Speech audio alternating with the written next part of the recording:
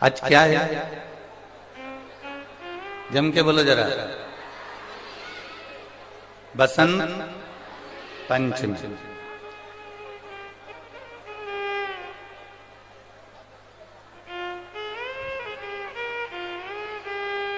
आज माता सरस्वती जी की तो जन्म उत्सव तो हम मना ही रहे हैं, प्रागट्य उत्सव तो हम मना ही रहे हैं। पर पुलवामा में भी आज कई शहीद हो गए थे हमारे हिस्से में।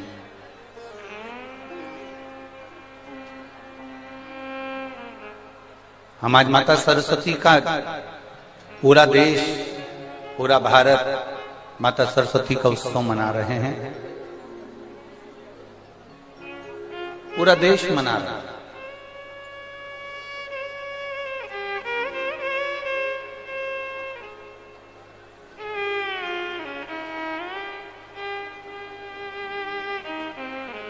और संपूर्ण देश, संपूर्ण विश्व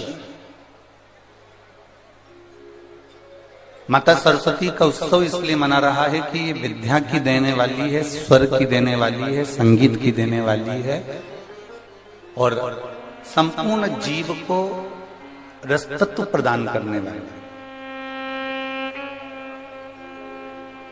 पर यदि कोई माता सरस्वती जी से पूछे कि उनको स्वर देने वाला कौन है,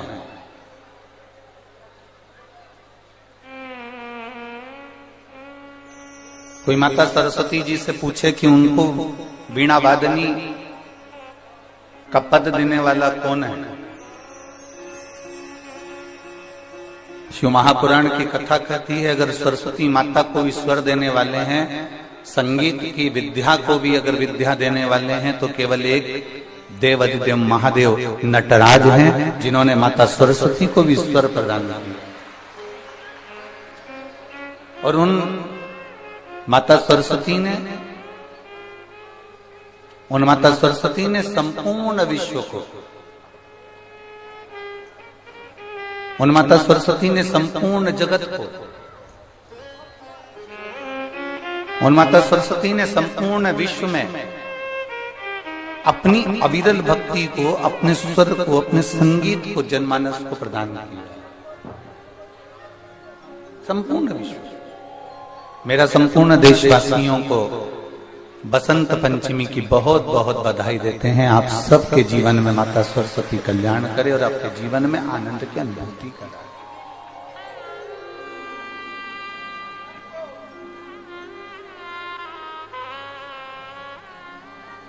संपूर्ण विश्व का एक आनंद। और ये मानकर चलिए अगर सरस्वती माता के जीवन में भी स्वर की जरूरत पड़ी, माता सरस्वती के जीवन में भी उनको अगर कुछ ना कुछ अगर जरूरत पड़ी है तो वो देवाधिदेव महादेव के पास गई, भगवान शंकर से उन्होंने पाया।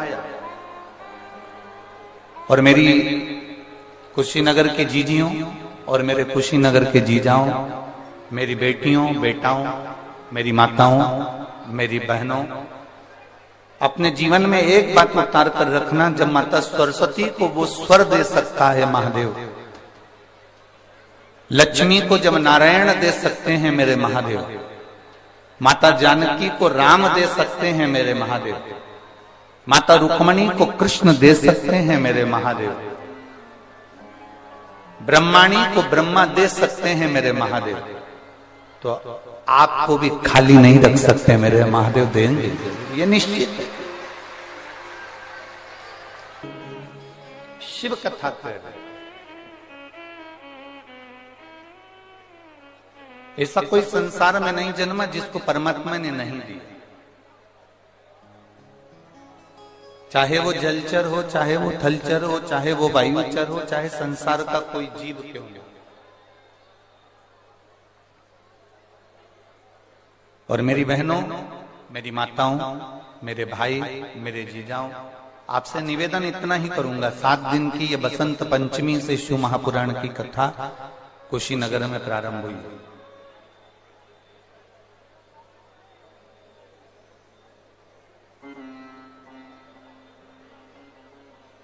और बसंत पंचमी से आप अगर आज कथा सुनने के लिए बैठे हो तो यहाँ बसंत की शुरुआत है।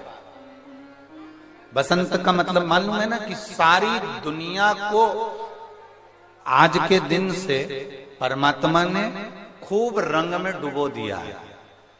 आज के दिन से बसंत में बसंत की शुरुआत हो रही है।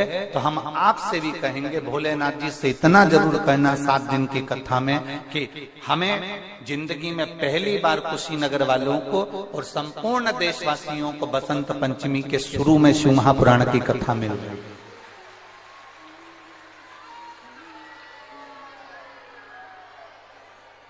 मैं श्रीमती पूनम पांडे जी को और श्री ओम प्रकाश जी पांडे जी से कहूंगा, हमने इतनी कथाएं बांची है, पूनम दीदी बहुत कथा बांची, ओम प्रकाश जी हम बहुत कथा करें, पर हमारी जब भी कथा चलती थी तो बसंत पंचमी बीच में पड़ती थी, पर बसंत पंचमी से शिव पुराण कभी प्रारंभ नहीं हुई, वो केवल कुशीनगर में।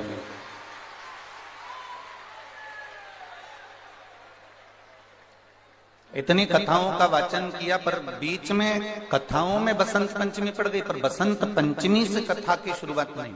और हम कई बार आशीष जी को ये बात बोल चुके कि ऐसा स्कंद पुराण में लिखा हुआ है कि बसंत पंचमी से अगर कभी कोई पुराण का प्रारंभ होता है और जो उसको श्रवण करता है, तो जैसे बसंत में बसंत के रंग में पूरी पृथ्वी डूबती है, वैसे ही शिव महापुराण की कथा को कोई दिल से बसंत पंचमी से सुन ले तो उसकी जिंदगी भी खुशी में डूब जाती है, खुशी में।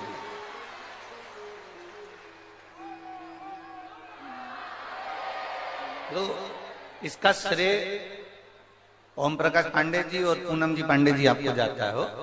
ये जो कथा आपने ली है कुशीनगर वालों के लिए, कुशीनगर के चेहरों पे, हमने रात्रि को भी हम जब आ रहे थे तो हमने वहां पर एयरपोर्ट पर भी देखा, और दिन में भी, और सवेरे जब हम घूम रहे थे उस समय पर भी हमने देखा, लोगों के चेहरे पर एक प्रसन्नता कि हमारे कुशीनगर में शिव पुराण हो रही है और हमारे कुशीनगर में शिव पुराण हो रही है। ये प्रसन्नता, ये एक आनंद था।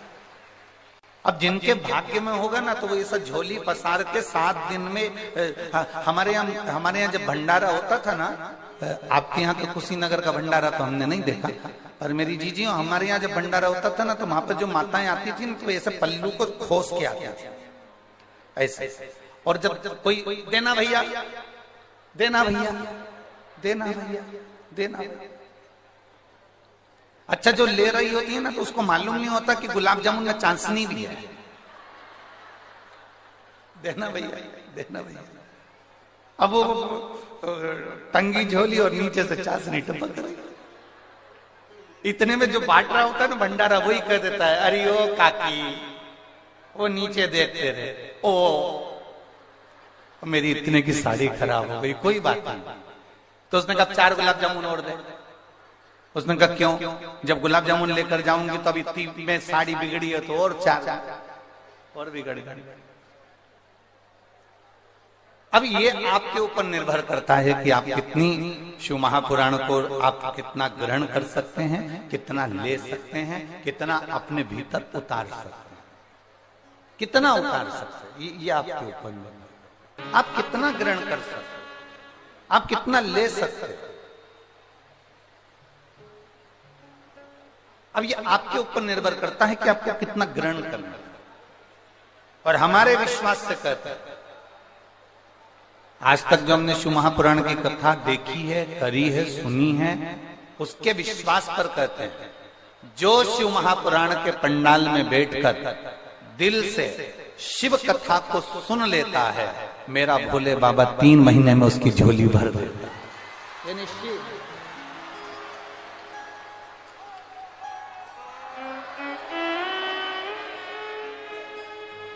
वो निश्चित देता है।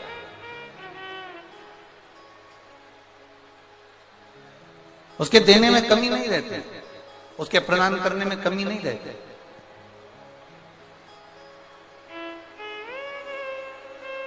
महाराज बस आपको और हमको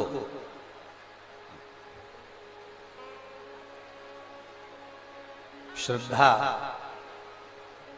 विश्वास और भक्ति, इन तीनों में हमको ढकना है, इन तीनों में हमको ढक जाना, इन तीनों में हमको दब जाना, तीनों में।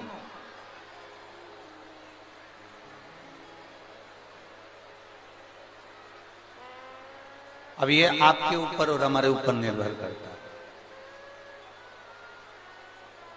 ये तुम्हारा एक लोटा जो जल चढ़ाया है ना, ये वही बरस रहा है, ये वही चल रहा है।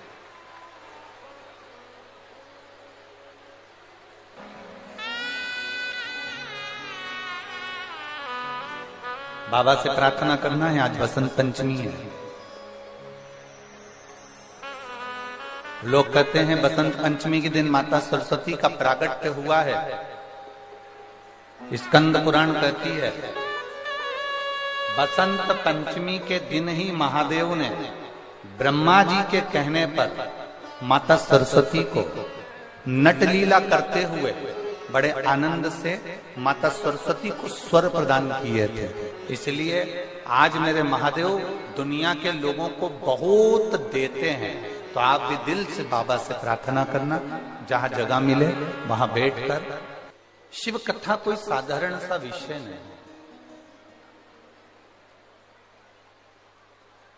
सुना निकाल दिया वो विषय नहीं।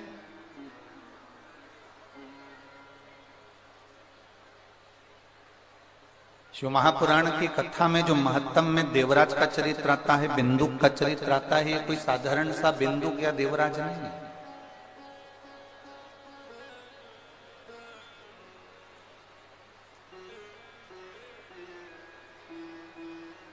आप सबका घर बना है, उस घर में छत डाली होगी,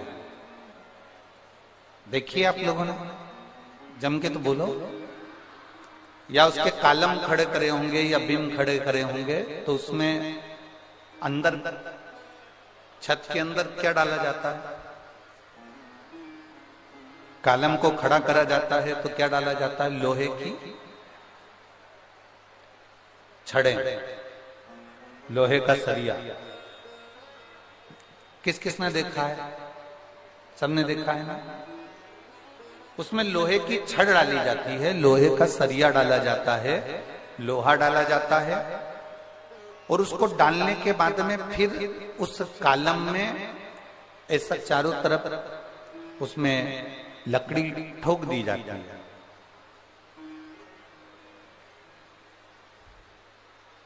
फिर उसमें सीमेंट, गिट्टी, बालू, रेत, पानी सब मिलाकर उसका घोल डाल दिया जाता है। देखा है ना सभी लोगों ने। चाहे कालम हो चाहे छत हो, उसमें लोहा डला होता है, लोहे की राड डली होती है, लोहे की छड़ डली होती है, और उसमें फिर घोल सीमेंट का, बालू का, गिट्टी का, पत्थर का घोल उसके अंदर डाला है। अब मान लो वो छत डाली, वो कालम तैयार करा, वो छत डाली और छत में लोहा दिख रहा, लोहा दिख रहा है। अगर वो लोहा दिख रहा है तो छत सही डली है क्या? जम के बोलो जरा। नहीं डली। कालम में अगर लोहा दिख रहा है, लोहे की छड़ दिख रही है, लोहा दिख रहा है, तो वो छत सही डली है क्या? नहीं। वो कालम सही डला है क्या? नहीं। ठेकेदार को आप कहोगे, ए ठेकेदार जी, इसमें लोहा दिख रहा है,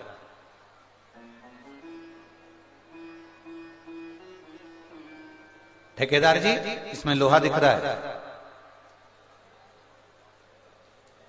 ठेकेदार जी बोले तुमसे कि इसको दिखने दो, इससे होगा क्या? तुम्हारी छत तो बढ़िया डल गई ना। नहीं नहीं नहीं नहीं, लोहा दिख रहा है, इसमें लोहे की राड दिख रही है, लोहे की छड़ दिख रही है, मतलब ये छत सही डली नहीं है। अगर ये लोहा दिख रहा तो इसमें हवा लगेगी, पानी लगेगा, और इसमें जंग लग जाएगा, काई लग जाएगी, और ये छत एक ना एक दिन नीचे गिर जाएगी। बोलो सही है ना जीजिए, जम के तो बोलो जरा, सही है?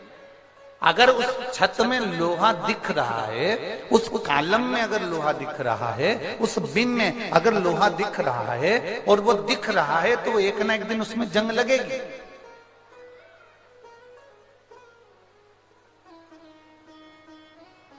उसको ढाक कर रखा जाए, उसको सीमेंट से, पत्थर से, रेत से, बालू से उसको अच्छे से पैक कर दिया जाए, वो नहीं दिखना चाहिए। दिखेगा तो हवा लगेगी, हवा लगेगी तो जंग लगेगा, जंग लगेगा मतलब काई लगेगी, काई लगेगी मतलब छत नीचे गिरेगी।